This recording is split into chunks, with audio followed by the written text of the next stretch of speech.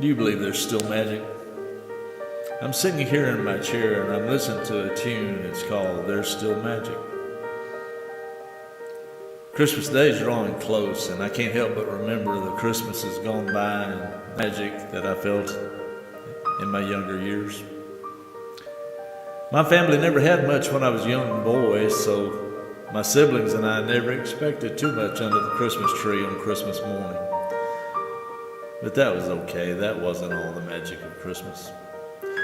I remember the smell of the freshly cut tree in the living room with the popcorn strung on a string. It was wrapped around the tree for decorations, and there were a few ornaments and one string of colored lights that brought the tree to life. It's as real to me today in my mind as it was back then. My daddy was a preacher, and he often made very little money, less than $25 a week for a long time. Mother taught piano, not charging what she was worth in order to help others. I knew she wanted to help me. But she did work around Christmas time, part-time at Harvey's department store in downtown Nashville, Tennessee, where we lived. What a special treat it was for us to go with Dad into the city and visit her while she worked. Man, those Christmas lights were everywhere in those days, and they were all along the stores and in the windows and across the streets, and it was just beautiful. And we knew Santa was inside with his reindeer and the elves waiting for us to have a picture made with him.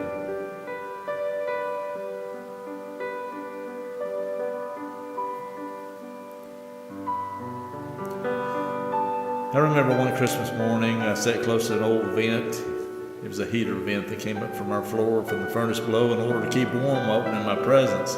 And there they were. There was a Lincoln log set. It was my very own. I had a bow and arrow set too, and I could hardly wait to go outside and play, even though the end of the arrows were rubber stoppers.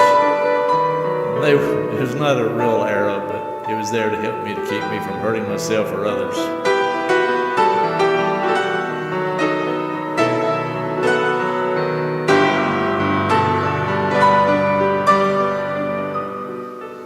I remember one Christmas, we had began meeting for church services in an old garage-type barn behind our house.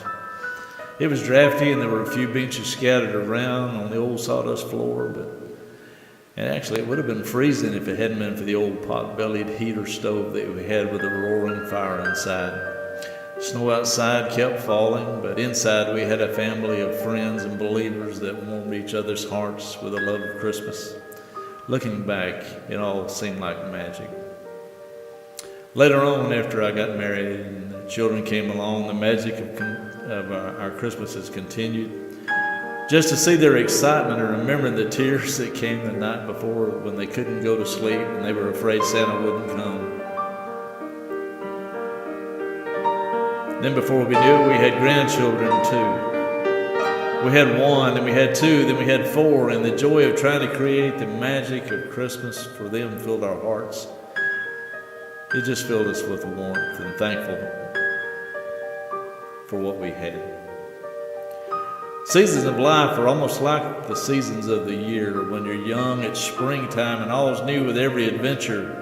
Then you go into summertime before you know it, and you're so busy that life leaves you in a sweat.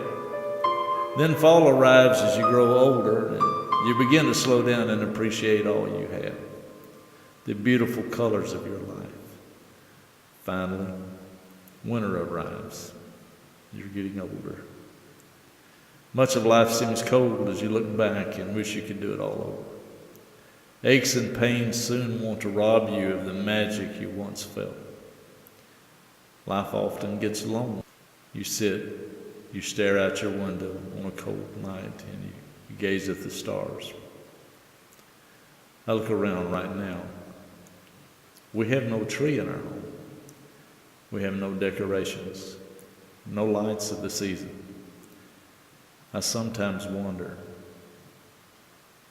if the magic is still there, or if it ever was it all just a dream?